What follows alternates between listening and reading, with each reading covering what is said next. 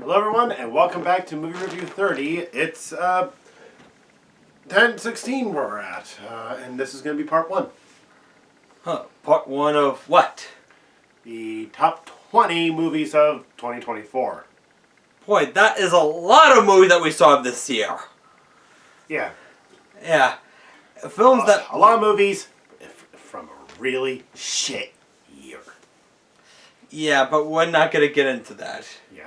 So without further ado, let's begin. Yeah, of the worst and the best of films of last year. So, oh no. Number 20. Joker 2. And no, we're not going to refer to it by the title that no one can fucking pronounce. Yeah, I mean, I don't even know what the subtitle even means. And it's not enough for this film because this movie sucked. Yeah. There's a new law in Movie Review 30. Yeah. If there's going to be a film as bad as Morbius, we're going to avoid that film like the plague. Yeah. And why is that? Because all the signs are saying it's terrible. And yeah, what could be said about this film that we said already once we did a rant on it? Hell yeah. Yeah, this film was so bad that oftentimes we would stay for the credits, whether there was a secret ending or not. This film was so goddamn bad, I immediately stormed out of the film. Yeah, you're like, screw you guys, I'm going home. Yeah, and a lot of the people in the audience thought this film was atrocious. And I mentioned this before, this film was so bad I mentally regressed into a 5-year-old. The film is that fucking terrible. Yeah.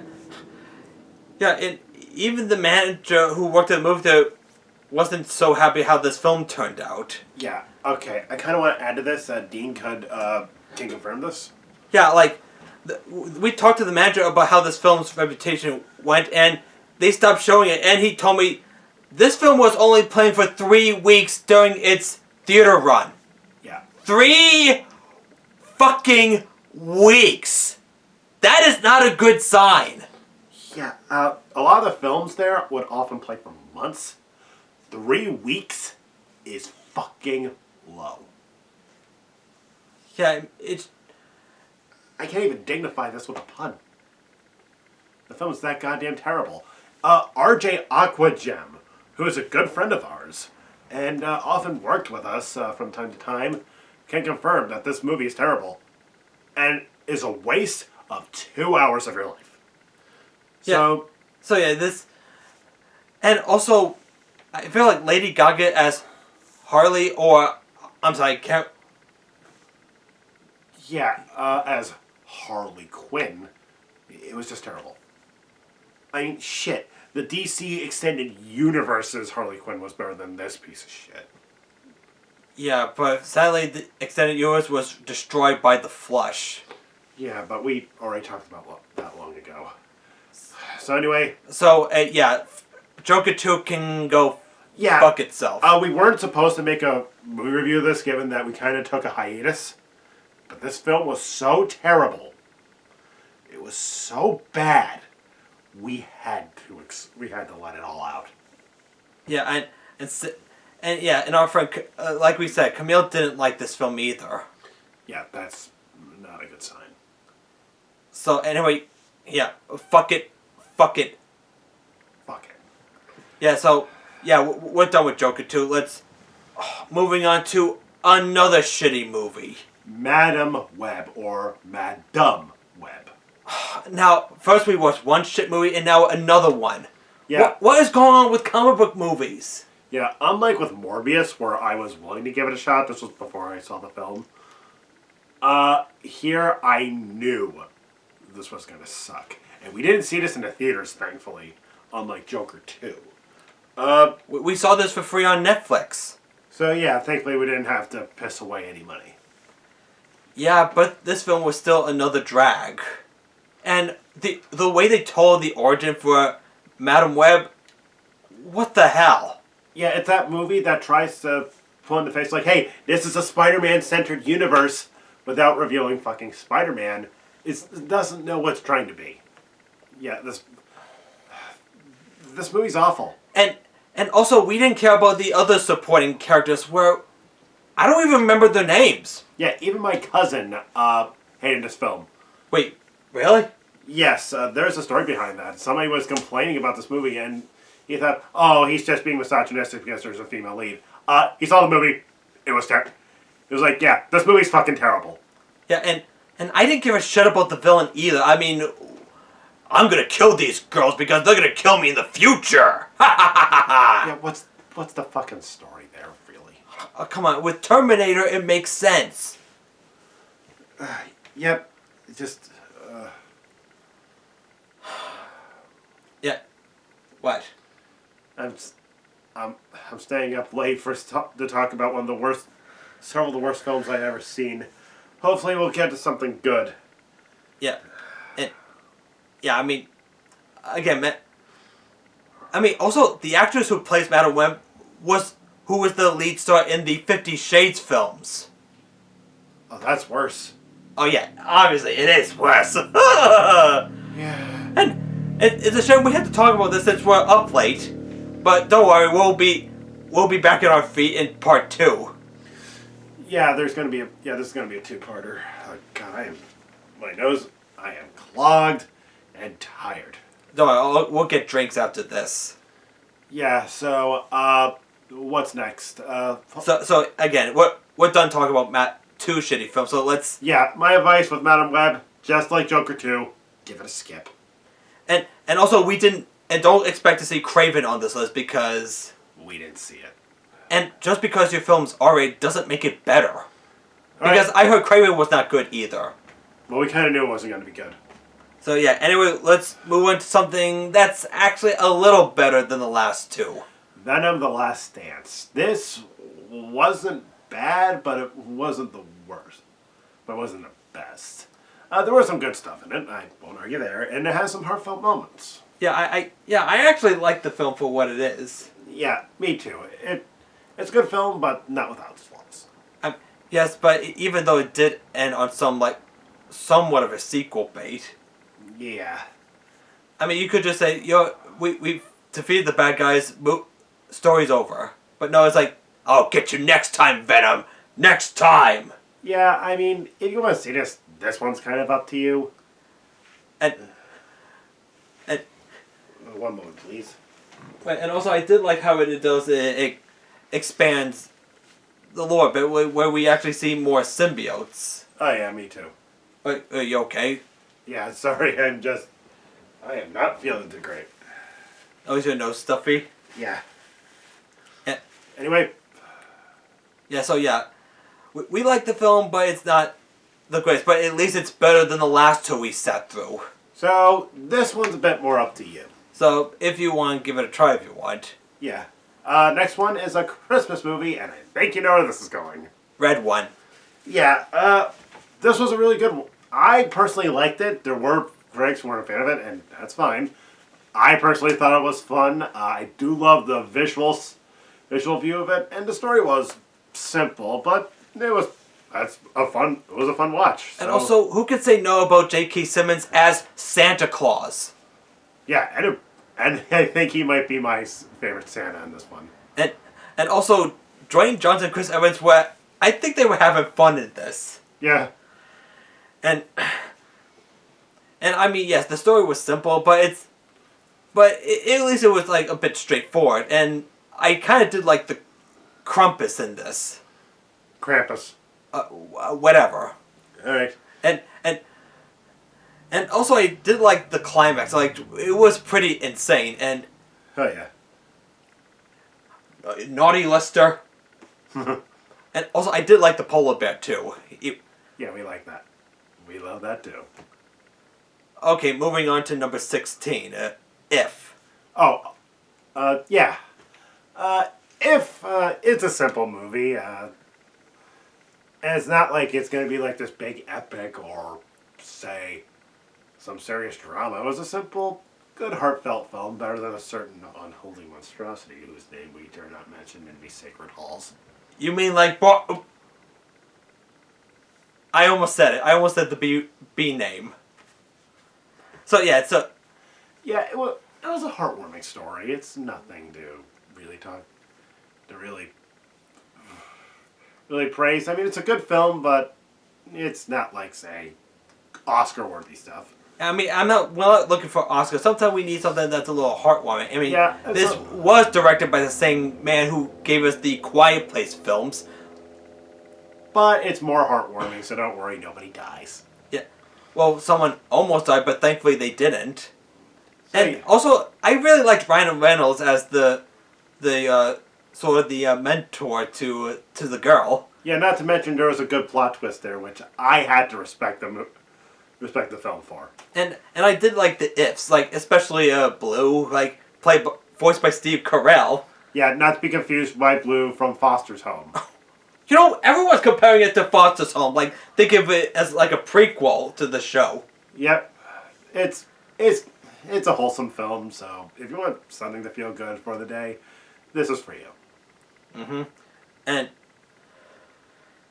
next we go to something a bit more barbaric, but god damn it, do we love it. yeah, 15, the Ministry of okay, you don't say it for me. The Ministry of Ungentlemanly Warfare.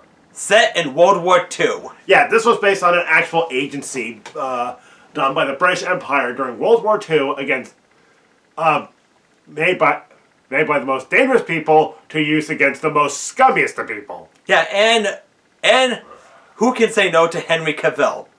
Yep, he's a dedicated nerd, a dedicated actor, and a heartthrob to everybody. Yeah, everyone was almost like having a ball with this. Like, and also the violence are pretty insane. Oh yeah, I saw this again with my mother. She fucking loved it. Oh well, who wouldn't? So you want a movie where you see blind Germans basically get cleaved?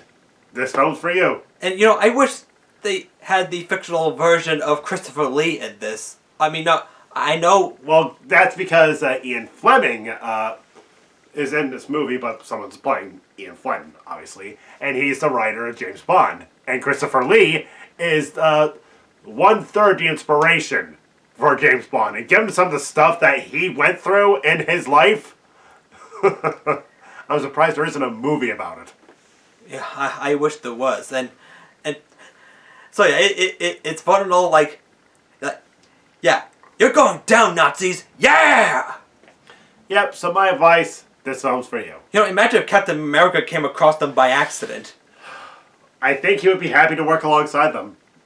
So, yep, moving on into a movie that's based on a beloved Tokusatsu franchise that's still going on to this day. Not Shin Kamen Rider, although I do want to review that in the future. Ultraman Rising. Yeah, that was on Netflix, and I thought this was a very good, heartwarming family film that was based on a beloved franchise, where it stars this main character who is the new Ultraman, and he's looking after this baby kaiju that thinks it's its mama or papa.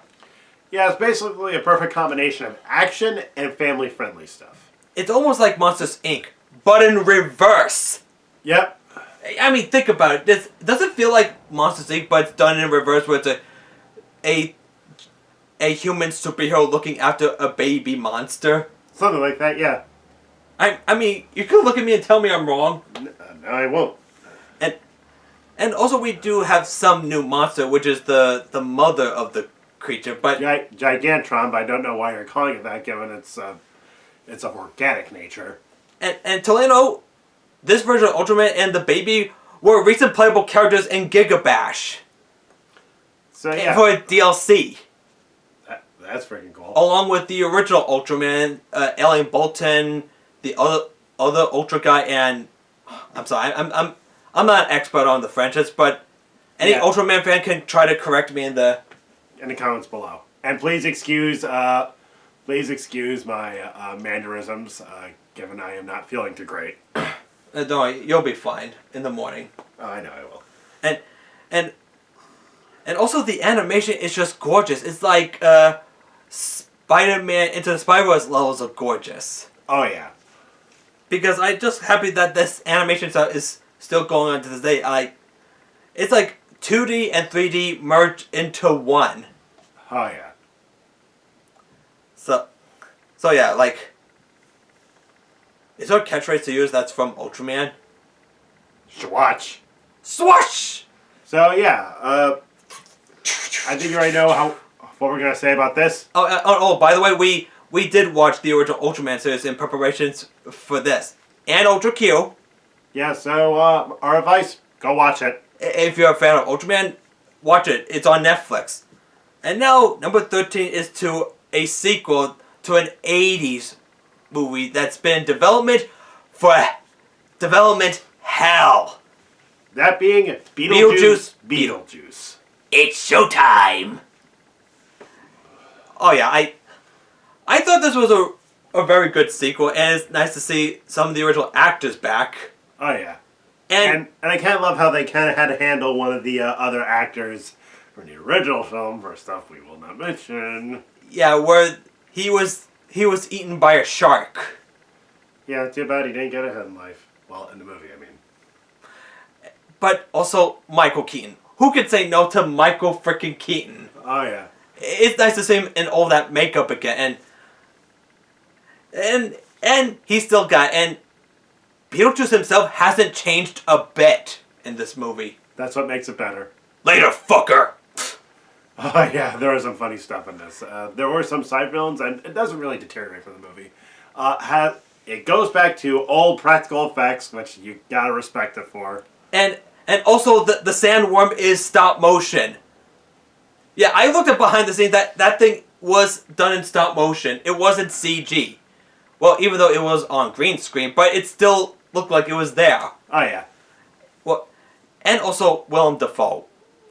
Yeah, and there were some creepy moments in it, which I have to respect Tim Burton for. And also, I actually did like the teenage girl who is the daughter of Lydia. Yep. Well, sadly, they don't have much of a thing going on, but thankfully at the end they... Yeah, they reconcile. Yeah, and also Lydia's boyfriend was such an asshole. Oh yeah. But thankfully he got... Yep. And also, I gotta talk about that wedding scene, like, with that song that I thought originally came from that Jurassic Park song by Weird Al. Yeah, it was actually turned out to be a song by Donna Summer, which I can't remember what it is. Jurassic Park is frightening in the dark. Oh, the dinosaurs. Wait, what are we doing? This is not Jurassic Park, it's Beetlejuice, for God's sake. Oh yeah. Like, you... Nice fucking model!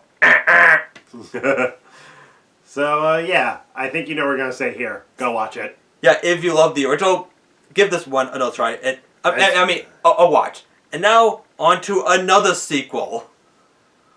Dune Part 2.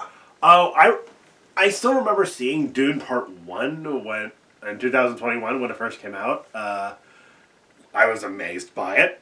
Yeah, me too. And we were definitely stoked for the next one, and it delivered. Yep, and it had and like the book it was based on, it was dark. Yeah, and...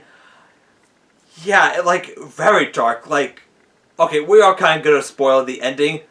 Our hero, he becomes the bad guy at the end. Oh, yeah. And his girlfriend's like, no, I didn't want this. You were supposed to be the hero. Why are you doing this, love? Oh, Yep. It all went to shit. yeah, the ending took me by surprise because I thought it was going to have a happy ending. It's like, yay, the good guy wins, just like in Star Wars. Dean, Dune was never about good versus evil. Well, Star Wars was, but this is just evil versus evil.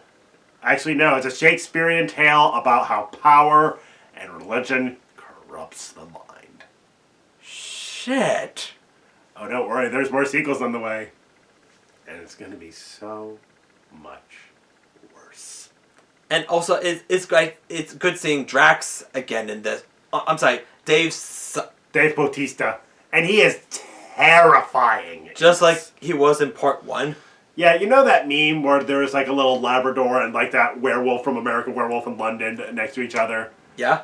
Yeah, the Labrador would be Drax the Destroyer. The werewolf would be Beast Rabin, who Dave Bautista plays, and yeah, that guy was scary as shit. Jesus H. Christ. Yeah, so I think you know what we're gonna say here. Go watch it. Yeah, I mean, first rewatch part 1, then come back to this. Yep. And number 11, Piece by Piece. The Lego biopic done about Pharrell Williams it had the same style as the previous Lego films and But- like the the 2010s. Yeah, but this one is actually different from those ones. This was... Yeah, this had more serious tones, but it wasn't enough to be like dark and gritty. Yeah, I mean, it's about the life of an infamous artist. Yeah, and I can say it has beautiful animation that actually saves the film, and also I love how they tell the story of how Phil Fells, right? Yeah, Pharrell Williams. Oh, sorry. Yeah, Pharrell Williams started out his career when he was obsessed with music when he was a child, and then look at him now as a big celebrity. Oh yeah. And also, I actually like the Happy song. Yep. I kind of like. I'm more of the Get Lucky by Daft Punk one. I think that's what got me into Pharrell Williams' work. Yeah. So I think you know what we're gonna say here. Go watch it. Yeah, and I mean, if you're a fan of Pharrell Williams or a fan of the previous Lego films, definitely give this one a watch. Well, I guess that'll be it for today. Tune in next time for part 2. But wait a minute, I want to know what the rest is right now. Later. Fine, indie fan. Who the hell is Indie Fan? Sorry, I'm just doing a Loudie's voice. Yeah. Well, see you next time, everybody. Yeah, Tune in for part 2. yeah, and where we talk about all of the goods on this list. Yep. And try to guess what's number 1, but don't cheat in the comments. And yeah, these are the best of the best. yeah, the top. So the last 10 are the best films of this year. Oh yeah. So See you next time, everybody. and good night, and words of Arnold, I'll be back. Tune in for part 2.